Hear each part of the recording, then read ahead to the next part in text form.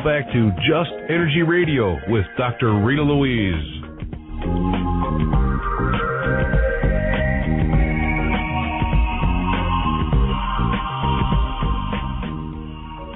Hello and welcome back to Just Energy Radio. I'm Dr. Rita Louise. If you've been enjoying the programming so far, please do mark the show as a favorite.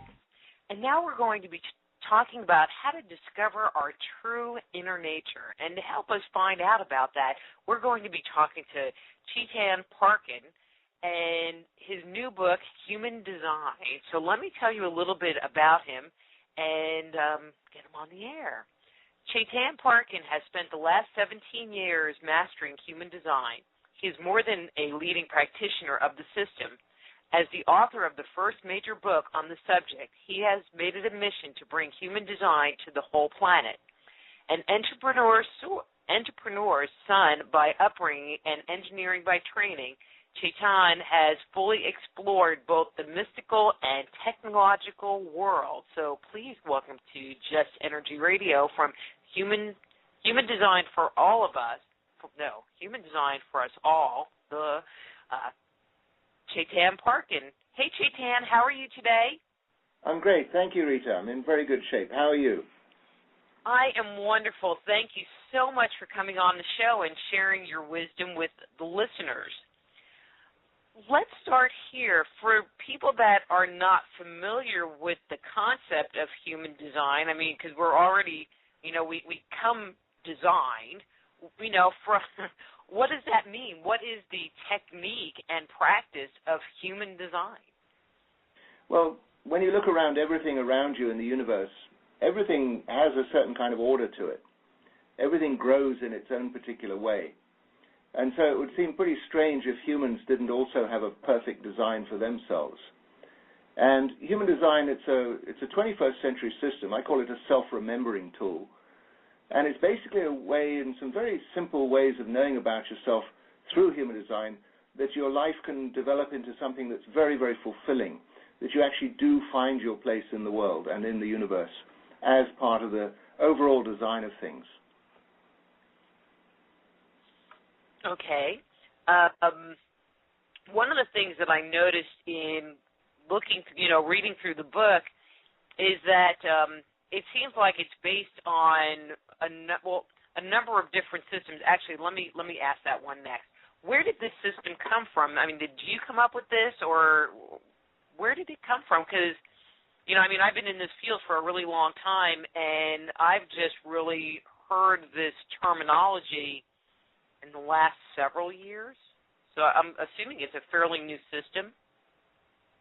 Yes, it is, Rita. Well, we could say fairly new to this planet. Nobody really knows where it came from. The wisdom of it surpasses anything that we've known to date here. The system was downloaded. You have to use that term. It wasn't so much channeled. It was actually forced into somebody in the year 1987. And it was a Canadian man. He was living on the island of Ibiza off Spain. Wasn't expecting anything like this to happen, but he was basically given this system in its entirety. I say literally downloaded into him. And he wasn't told what to do with it. He wasn't told how to interpret it. And since 1987, right up until the present moment, we've all been, those of us that have been exposed to it, have been working with it to see what it can reveal to us. And what we found is it's very much a 21st century tool. It's composed of 4 ancient wisdom systems, and I include in this astrology, the I Ching, the Kabbalah, and the chakra system. And these 4 ancient wisdom systems are synthesized together with 2 very modern 21st century sciences, the human genetic coding and neutrino physics. And all of these fairly complex systems are synthesized together, a little bit like baking a cake. You put in flour and sugar and eggs and other things, and you end up with something that is a cake. It's not the ingredients that went into it.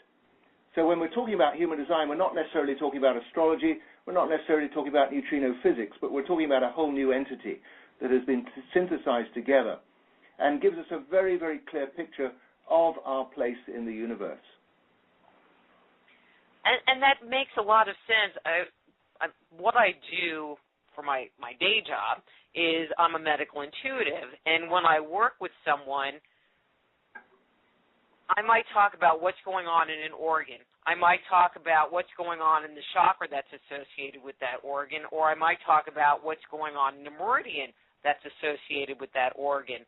But looking at those three different things, even though they're all associated together, you get different pieces of information. And so I can see where the chakra system gives you this piece, and the Kabbalah would give you this piece. And I think it's fascinating that they would be all merged together so you could get a more global perspective. Would that be a more correct way of saying it? Well, yes, indeed. What you'd have to appreciate about human design is we are now a 9-centered being, not so much a 7-centered being. We basically changed. Presumably around the year 1781, when the planet Uranus was discovered, there was a whole shift in human consciousness, and a lot of the scientific understanding of our world has developed from that time. But we're a 9-centered being, linked together by these branches that, yes, we can relate to the tree of life in the Kabbalah. The I Ching, basically, how that comes into play is that in the I Ching, for those that don't know, there are 64 hexagrams, each containing 6 lines. And in our human genetic code, there are 64 genetic codons relating with 6 bases. So there exists an exact correlation between hexagrams in the I Ching and the human genetic code. Astrology, we use to find the placements of things, the energetic placements of entities around us in our universe at various moments in time, particularly our moment of birth.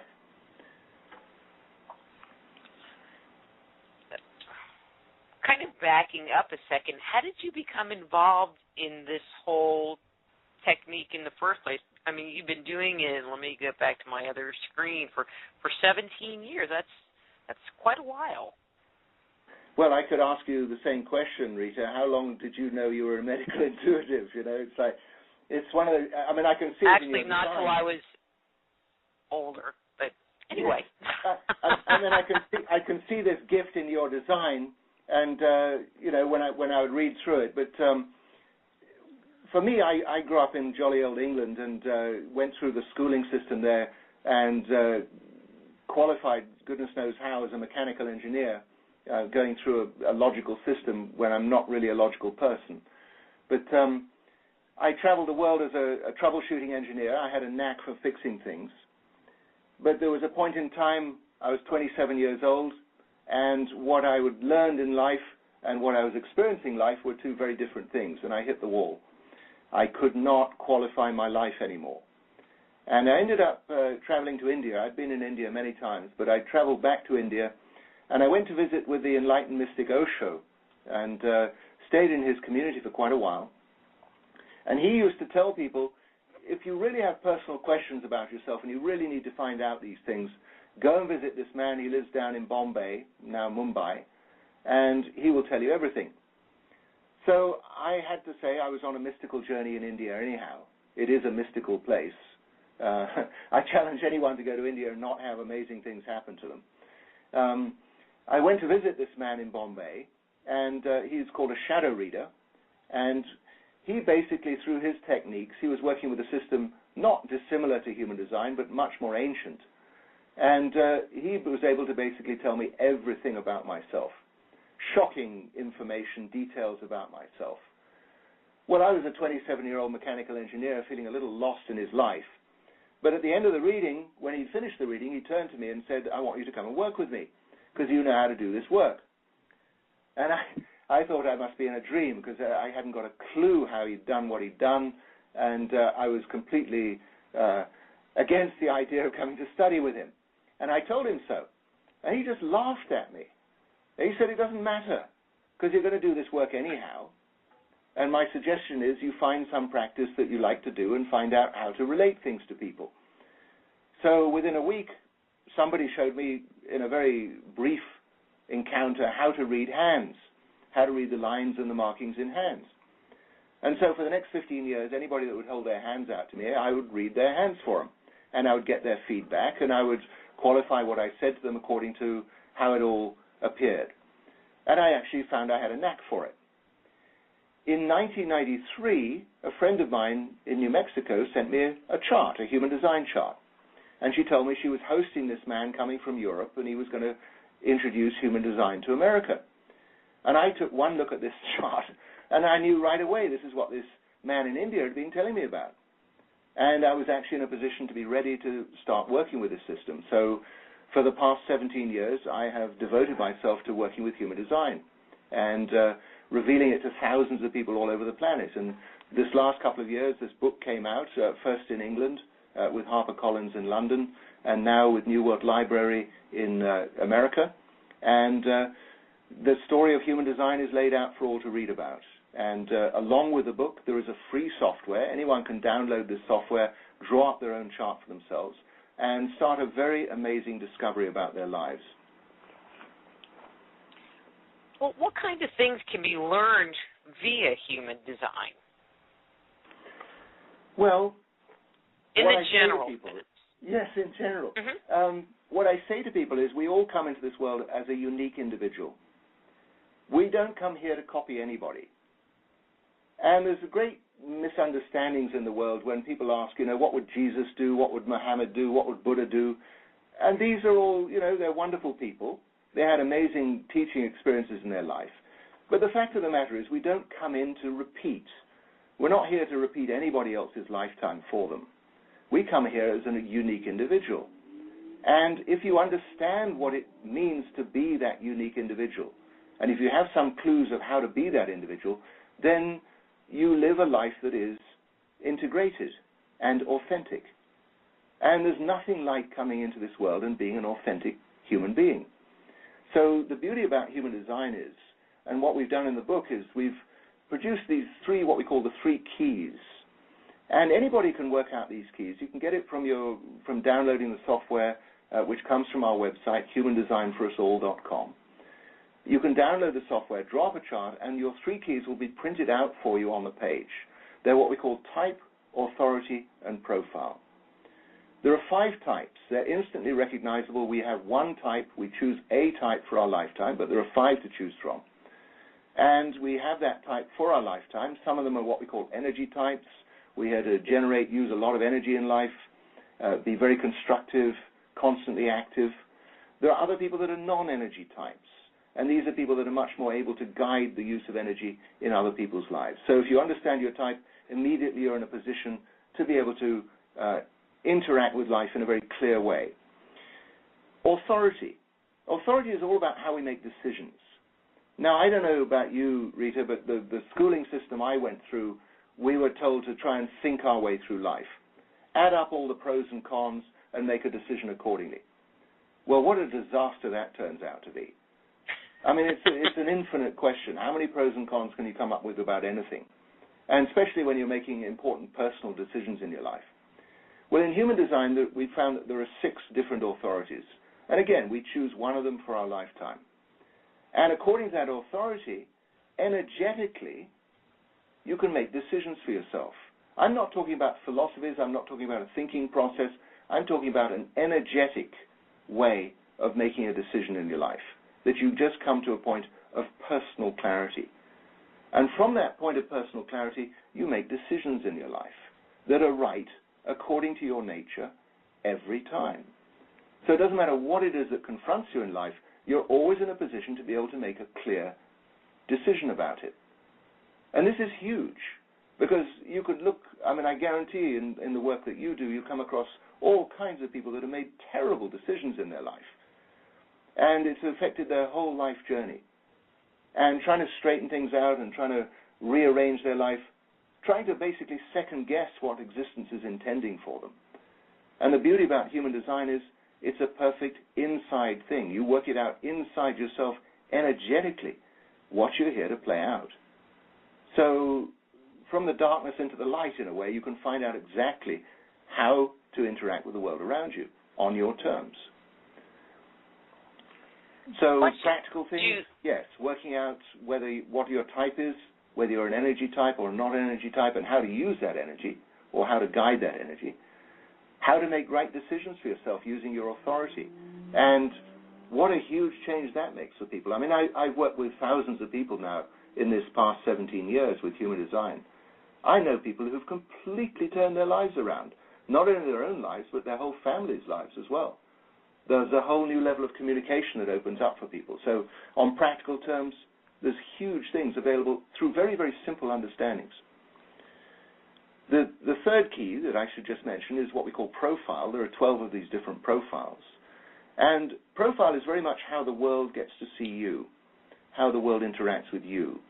And you'll know there are certain people, you meet them for the first time, and you immediately feel there's a kind of resonance between you. Well, basically you have a profile that in some way matches their profile. And there are other people that you meet and you feel there's a little kind of a discord and you have to make a little extra effort to communicate clearly with them. These are people that have a different profile from your own. So very, very simple things to understand, and these are all very clearly outlined in the book, The Human Design, Discover the Person You Were Born to Be, this book. And I would just really encourage your readers, your listeners, to download the free software, draw up your chart, and have a look in the book and see what these practical measures are that you can put into your life to great effect.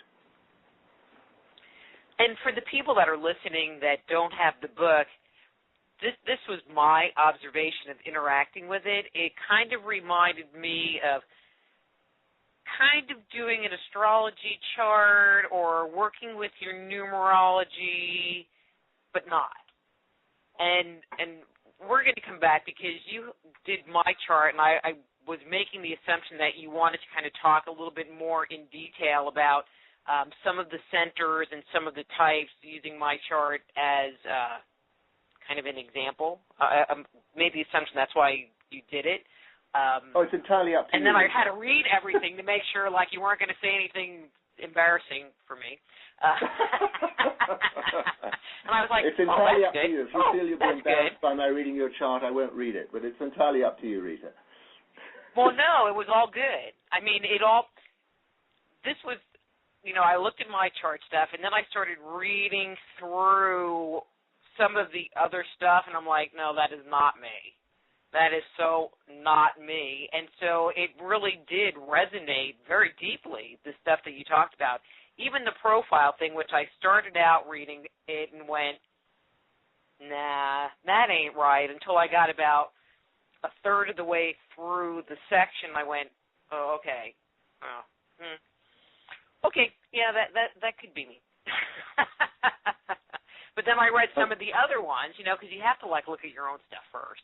And they didn't fit at all, or not really, not as deeply. But let me ask this question before we kind of keep going, because you were talking about, what can be learned. Do people naturally fill the characteristics of their chart, of their design, or do they try to be somebody else, or if they try to be somebody else, do they experience conflict because that's not who they are? Well, hooray for Hollywood. Does that make sense? We're all trying to play out something different in our lives. So, yes, I'd have to say a lot of times, Rita, I come across people who are basically living everything except themselves. And the beautiful thing about human design is basically when I read around a human design chart for somebody, I actually retune their genetic coding. That's the best description I give to it, because the body and the physiology and the psyche recognize exactly what the design is. We can try and be everything except ourselves, but ultimately we are designed in a very particular way. And so to answer your question, yes, some people go quite a distance from who they are and how they're designed to live out their life. But human design, basically, it's not a moral system. It's totally amoral. It's not telling you one way is better than another. It's just saying the sensible thing is to be yourself. And human design can really show you how to do that and be yourself. And what I found with people is when they do come into being themselves, there's an enormous relaxation that takes place. They've been fighting against everything. I think a lot of people are trained to be someone else. They don't realize that being someone else is an option, or, I mean, I have clients that, you know, they're doer people. You know, like that's their energy, that's their nature, is that they're doer people. However, they've never been taught to do or to plan. And so they experience this conflict in their emotional space because they just don't know how to do it. You know, they don't know how to have the behaviors to support where their energy is. You know, and I would think that with this system you would find similar things, except maybe even on a deeper level. Well, one of the most extraordinary things about human design is actually when we go into looking at the types, less than 10% of the world's population are actually designed to be doer people. Less than 10%. 90% plus of us are here to wait to be guided to whatever it is we're here to play out. So, you know, we've all been modeled on this model of go out and make it happen, get your life together, do your thing, and 90+% of us are not equipped to do that. And so just a small understanding about your type, just, you know, reading one of the chapters in the book, and your jaw will drop. It'll be a huge revelation just to understand that actually it's better for you to wait until something is offered to you and see what your response is to it, rather than be proactive and go out and try and make things happen. I mean, you might say the whole chaos of the world at the moment is, you know, partly due to the fact that everyone's trying to make things happen, and basically they're not designed to be able to do that. And that's really an interesting concept just by itself. There was a thought tied to that, but it just left my head. So just to move on. It happens sometimes. There are a lot of, I know what the thought was, but we are taught, we are judged. I think that's, you know, that social pressure. There's so much about going and doing and achieving and creating, and I mean, there's a lot of pressure that our society puts out there to be that kind of person. Well, yes, particularly in America. America somehow feels like it's still trying to win the West, and that's no judgment on it. I mean, America is absolutely incredible. I absolutely hold America in the highest esteem, in that I'm quite clear the next big jump in consciousness is going to happen here. But I've also traveled to other parts of the world where people are much more laid back. I don't say completely lazy, but much more in a position of waiting for life to come to them to see what they're going to do with it. So essentially understanding human design is it's not about being lazy, but it's about understanding what your design is, how to work with the design that you've been given. It's a perfect design.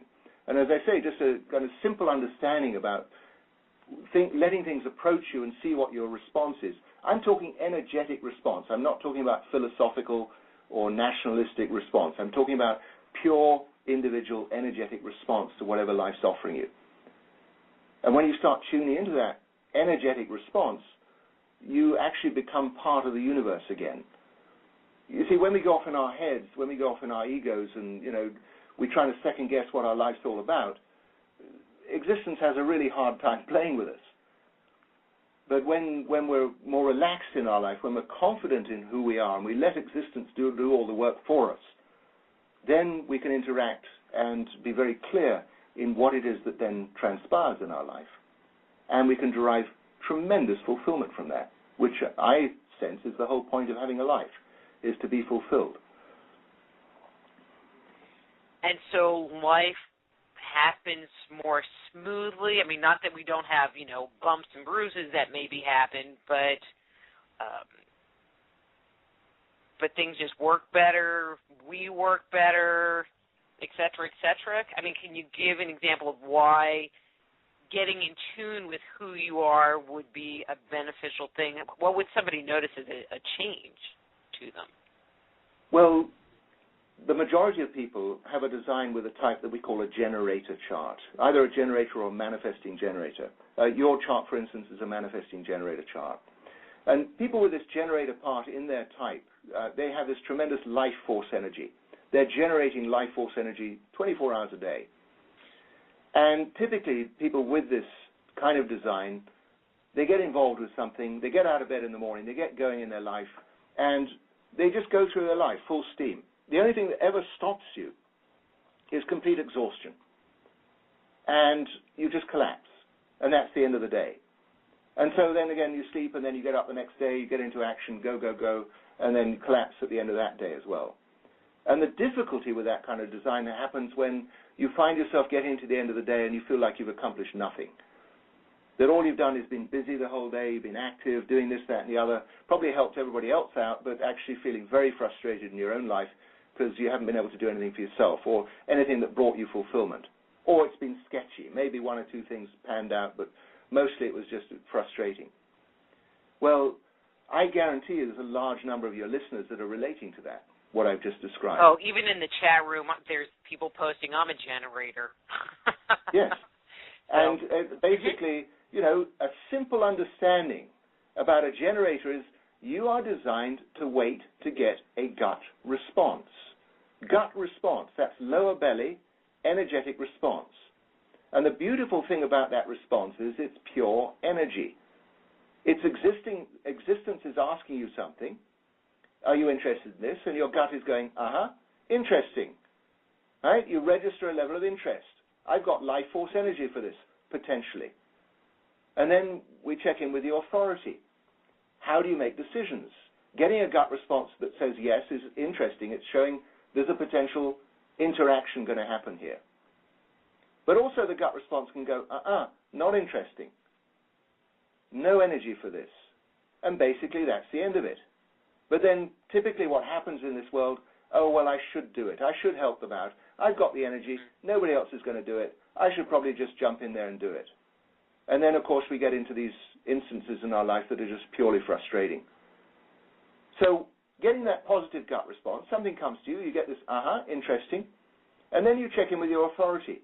Well, supposing you have emotional authority, which basically means you have to follow your feelings.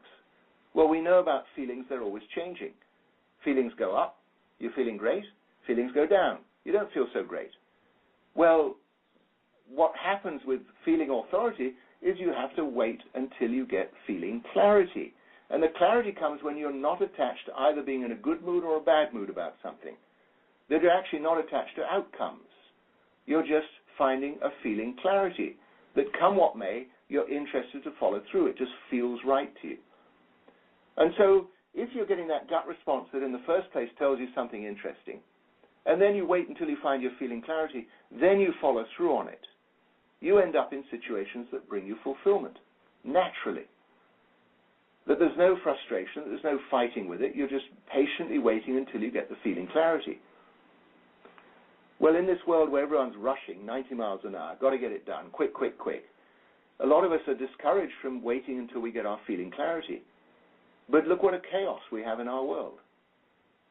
And all I'm suggesting to people is try this experiment. Download the software, draw up your chart, find out what your type is, find out what your authority is, and start playing with it. It's a self-remembering tool.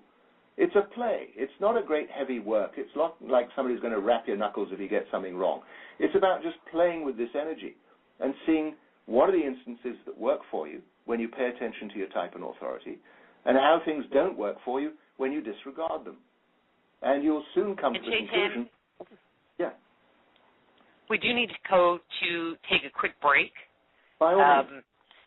And so let me put out your webpage information. Of course, I moved it someplace else. It is Human Design for Us All. So F-O-R, us all. HumanDesignForUsAll.com.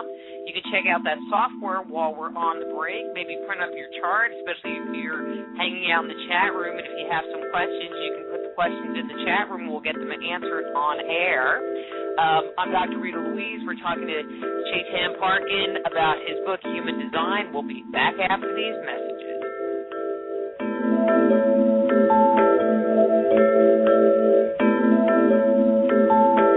Just Energy Radio with your host, Dr. Rita Louise, will return right after these messages.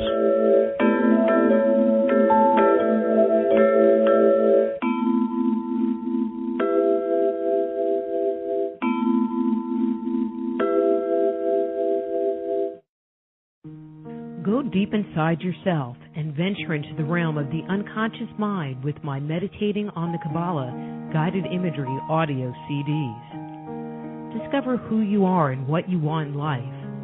Meditating on the Kabbalah can help you to open, clear, and revitalize the energetic pathways of your subtle being.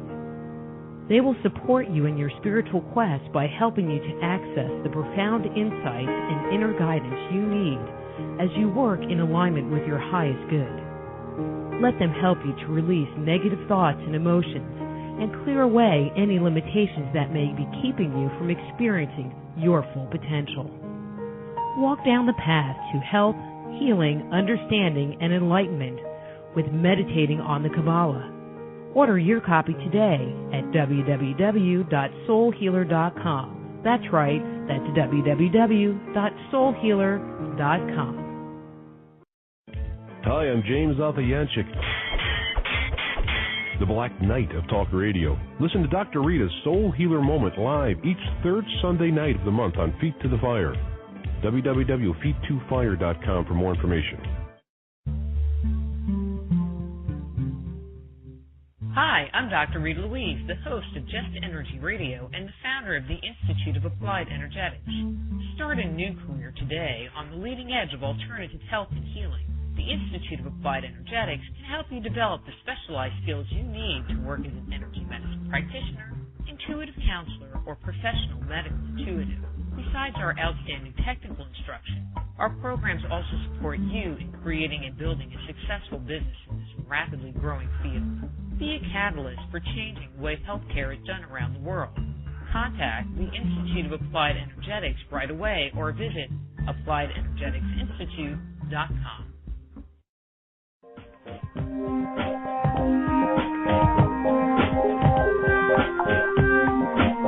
And now back to Just Energy Radio with Dr. Rita Louise.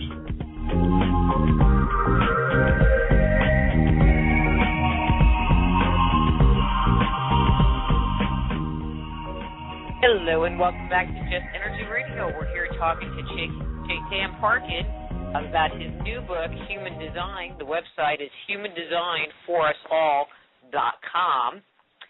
Chetan, before the break, we were talking about the different types and the authority. What other different types are there? And, can you give some examples? I mean, I think the people that are listening are just finding this fascinating. There's, a bunch of different commentary going on in the chat room about, my friend is a projector. I don't know if that's one of the categories. One person saying, well, I don't think I'm a generator, and knowing the person, it's like, no, you're not. Well, lovely to have all these comments, and I'd certainly be happy to answer anyone's questions. Projector is one of the 5 types of human design, and a projector is a non-energy type. It doesn't mean to say that somebody as a projector can't run energy. They can, but actually they're very good at guiding the use of other people's energy. And so we say about projectors, typically they're the guides in life. They're here to help other people on their journeys through life. And the great thing for projectors is because they're not an energy type, it's like sometimes they can feel a little bit left out of things, and they can feel like jumping into things just to be included. And what I always say to projectors, it's really worth waiting until you get invited into things. And when you get invited in, it basically means you're being recognized for the gifts and talents that you have to be able to guide other people. And so essentially you can end up in situations where you can be of the greatest assistance to other people. So of the 5 types, there is the manifestor type, which is, as I say, less than 10% of the world's population. These are the people that can go out and do things, manifest things. They can catalyze things in other people's lives as well. Manifestors somehow or other always find themselves obstructed in life. Everybody stands in their way. Everybody tries to block them because they've no idea what the manifestor is going to do next. And they may disrupt their life, so everybody seeks to try and stop them before they get started on things, which can make manifestors really upset. The majority of people are manifesting generators or generators, and these are the powerhouse people of the world. They just have all this tremendous energy to be able to do things. And what I say, typically for these types of design, they have to wait to get a gut response to know if something's interesting for them energetically or not. Projectors are about 20% of the world's population, as I say, the guides. And then there's the last type, which is called the reflector type. And these are basically less than 1% of the world's population. Rare people, delightful people, in my experience. They're here living a life of tremendous trust. And what I've heard from a number of people who have my book, and they've passed the book to a reflector friend, and their reflector friend has read the passage about reflectors, mostly they burst into tears, because finally they find that they're being recognized for exactly who they are. Because generally speaking, reflectors have always felt something's a little bit odd about them because they just don't have the same kind of life experience everybody else does. So that's just a brief description of the 5 types in human design. And so, I mean, you talked about manifestors and generators, and then you said manifesting generators. And so is that really a generator person? What is that? You got me a little confused there. Okay, so... Because I'm that, yes, so now I have to... Yeah, absolutely, Rita, because you have this design as someone who's a manifesting generator. And a manifesting generator, basically, they have the sacral center, they have the life force energy center turned on 24 hours a day, but they also have this ability to be able to manifest things in their life, to make things happen, to catalyze things. And so people with this manifesting generator design, they're always a little bit antsy. They're always kind of in between. They know what it's like to manifest. They love being able to manifest, make things happen. But what they find is if they're not in tune with their gut response, then very often what they start manifesting is not going to work out so well for them. And all of us like to have a smooth passage through life if we can manage it, or at least a life where we're in touch with the flow of things. So what I say to a manifesting generator is wait until you get the gut response. Wait until something gets offered to you or something catches your attention and you feel that your gut response, your energy starts moving towards it. And then try the movement. Make a movement towards whatever it is that's been offered to you. Check out the movement. If it's something outdoors, as you go to get your coat, you pick up your handbag, you get your car keys. In that movement, you're already checking out whether what's outdoors, what's waiting for you, is something that resonates within you. And it can happen by the time you get to the front door, you go out the door, off you go, you drive off, you go and manifest whatever it is. But you can also find yourself in that movement just recognizing, maybe this doesn't quite fit with me. And so then you just put everything down, you go back and sit down again. And so manifesting generators, they have what we call a moment of truth. And it's a moment of changing out of the response mechanism to moving into full action as a manifesting part of their design. So a moment of truth. Just they get this sensation that the movement works for them or not. Perhaps you can recognize what I've been describing to you in your own design. Maybe. I will neither confirm nor deny anything. How's that? Let's move on because time is always short on this show. Then you talked about the different authorities, and you talked about the follow your gut authority. But what other way do people, and I guess the word that I use because I'm a gut girl, check in with what I'm assuming what's right for them or what direction they should go with? What other way? I mean, there's other ways. Maybe I should say that way. There are other ways. Yeah, let me try and clarify, Rita. In human design, there are 5 types. We each have one of these 5 types. There are 6 authorities, 6 different ways in which decisions can be made. Again, we only have one of these for our lifetime. And then there are 12 profiles, and we only have one of the profiles. So about the authority, about the decision-making, there are 6 of these different ways in which decisions get made. Your design, you're somebody that can make decisions just like that, instantaneous. You get a gut response, that's the clarity, that's the direction that you want to start looking into.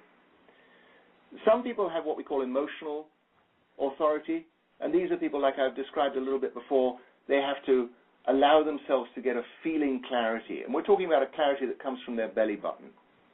Just a continuity, a feeling clarity, not attached to outcomes, not attached to expectations of how life is supposed to turn out for them.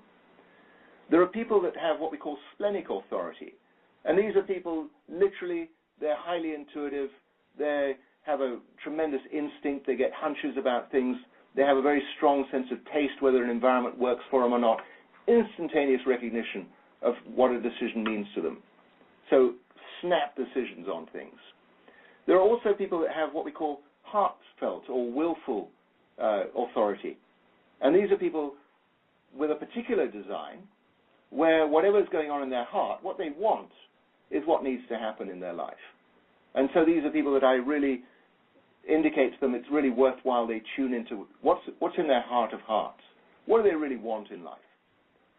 And then the fifth type of authority is somebody that has what we call self-authority.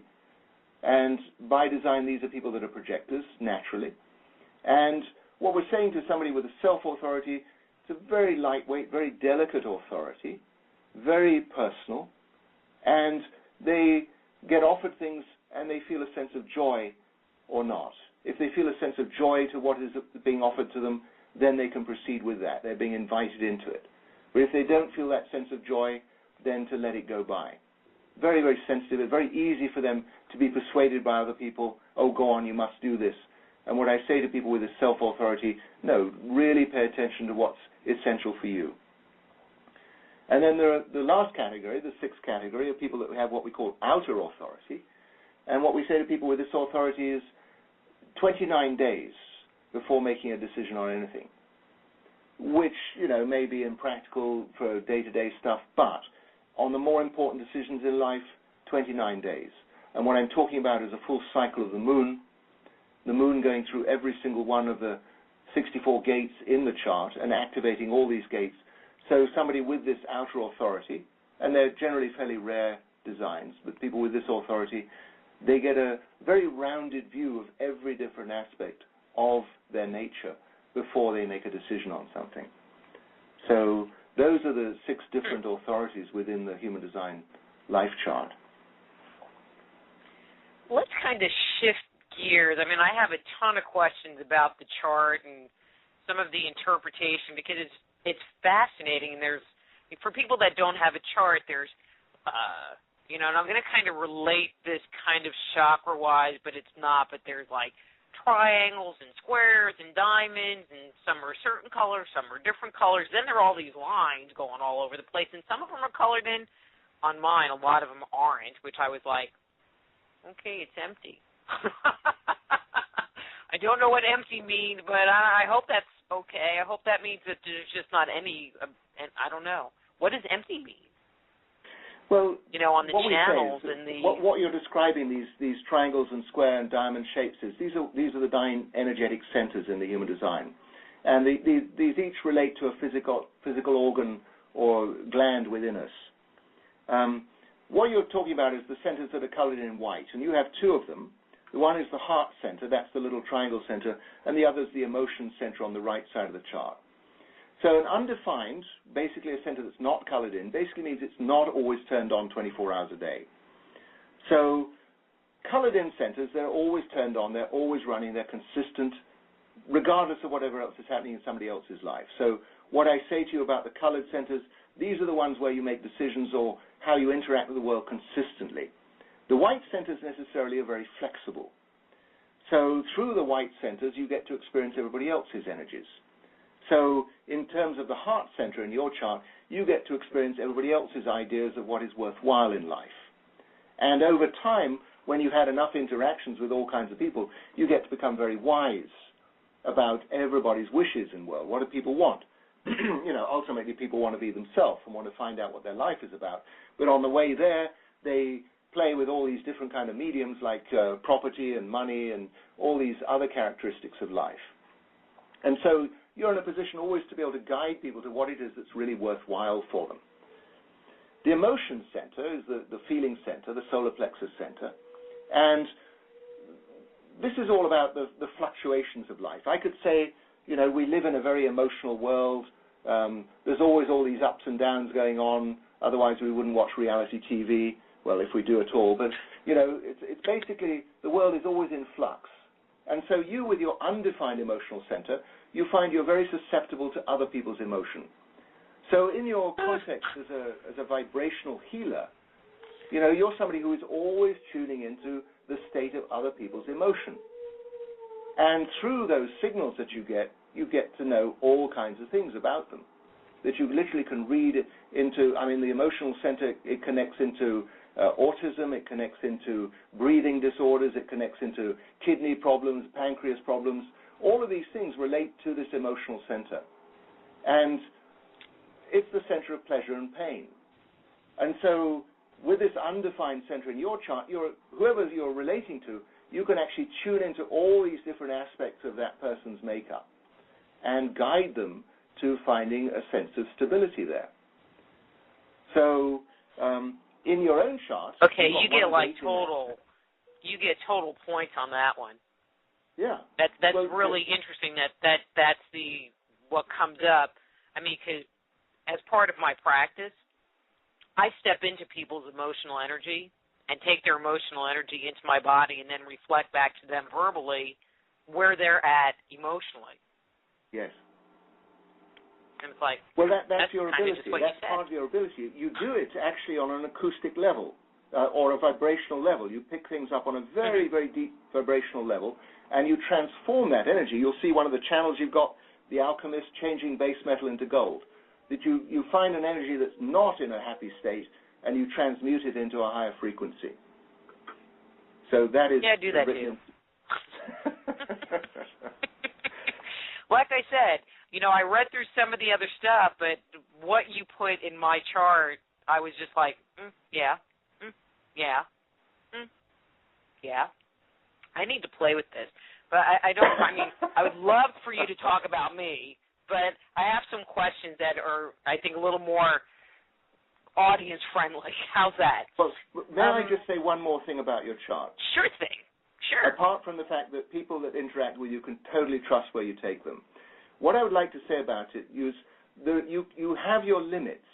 And what I would say to you is when you sense you're coming to your limit of just how much you can work with somebody or how many people you have on your schedule, there has to be a cutoff date, and just tell everybody, I'll be back, but at this date I'm stopping and I need to have a break. And I'm going to the beach for a bit. Okay. Okay. So I hear just that. saying, very, very good for you to be very clear with people. I'm going to be available for so long, and then after this period of time, I'm going to have a break and have to have a rest. Got to go. See ya.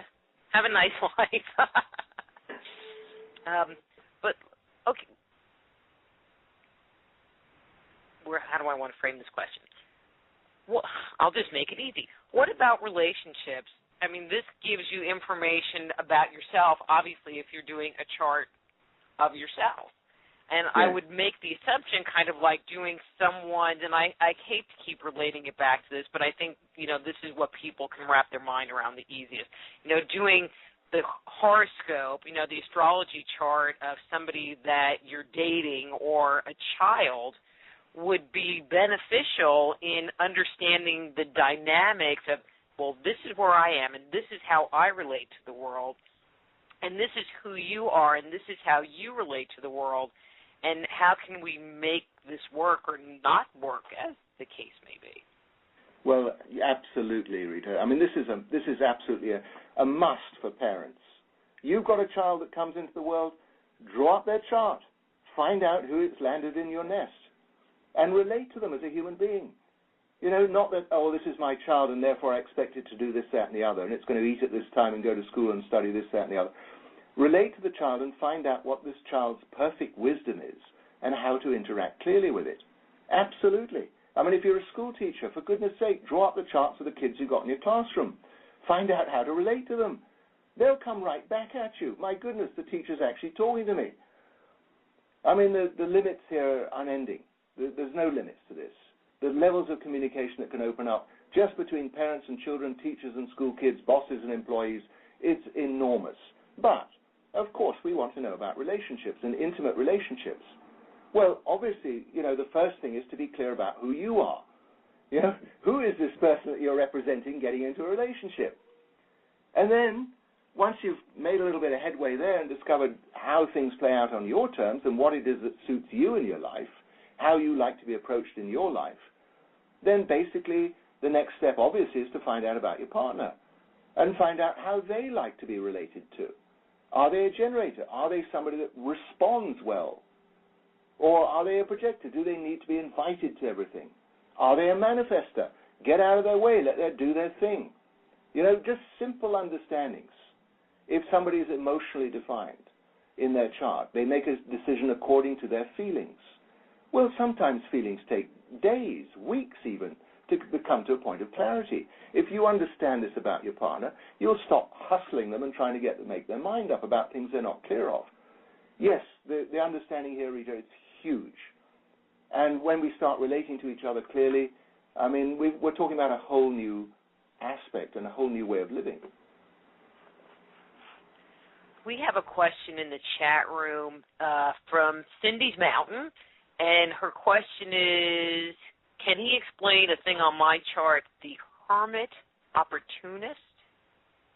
Well, honestly, Cindy, you've downloaded a software that I don't use, and I don't use that kind of language. You're talking about a 2-4 profile, basically. A 2-4 profile basically is somebody that has a level of genius about their nature. What I would say in terms of hermit opportunist, I'd call you naturally heartfelt. Try that hat on, naturally heartfelt. You're somebody who has a very high degree of innocence about your life. And self-consciousness is something to be very clear about. Who is it exactly that can know better about your life than you do? Going through life in a very natural way means that actually you don't like interference, you don't like people barging in on you at odd times when you're not ready for it. You like to keep to yourself, because anything coming in from the outside can be seen as an interference.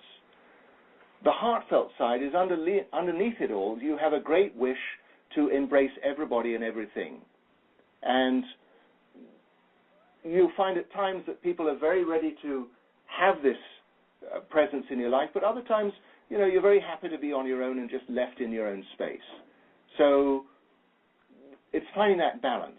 You know, there's a part of you that likes to be left to your own devices, but there's a part of you that loves to engage with other people as well. And it's just always about finding that balance, what suits you in any particular moment in time. Does that make it clear? I kind of was asking, and hopefully she'll answer before, because our time is running thin. In doing this work, I mean, there's your book, but is it kind of like astrology or palmistry where there's just books and books and books and books and books, or is there a certain intuitive part that goes along with it? How would you characterize it that way? Well, do I hear this from an intuitive herself? Well, you know, I read people's charts, except I hardly know anything about astrology, so, yeah, you know. Yeah. You know, my wife is a 25-year astrologer. She's brilliant. And she sees that there are things that astrology can do that human design can't do. But she also finds that things human design can do that nothing else can come even close to it. Basically, human design puts you on the spot in your life at any moment in time. Anything that confronts you, you're equipped to relate clearly with it. So it's a system that's going to evolve in many, many different directions. Is there a certain level of intuition involved in it? Of course. I mean, I've been reading human design for 17 years now. There are things that I see that just jump off the page at me when I look at a chart that I wasn't able to see just 2 or 3 years ago. So, yes, there is a certain level of intuition involved in it. I would just really recommend to your listeners to get a copy of the book, read through the book. Don't take everything for granted, but do draw up your chart, get the free software, draw up your chart, have a look through the book, and just interpret from yourself and see, does this expand your consciousness a little bit? Does this give you the opportunity to intuit? I mean, intuition is a beautiful word. Inside yourself, you teach yourself. Intuition. Well, there's the music, which means we need to go. Chetan, thank you so much for coming on. This is fascinating. You know, the way you explained it, and, you know, the way that your book is laid out is, I think, very cool. I would recommend it to people because it was very straightforward, and I'm looking forward to delving more into this chart and running some charts of people I know. So thank you for coming on the show. The book is Human Design. His website, if you want to get the software, is humandesignforusall.com. That's humandesignforusall.com. Next week should be a really interesting show. We have 3 guests coming on all at the same time, which should be a communication nightmare. We have Mark Savage, Paul Bowersock, John Michael Greer talking about New Age empty nest. Join host Dr. Rita Louise each week at this time for Just Energy Radio. Point your browser to www.justenergyradio.com for more show information and to contact Dr. Rita. Until next time, remember, it's all just energy.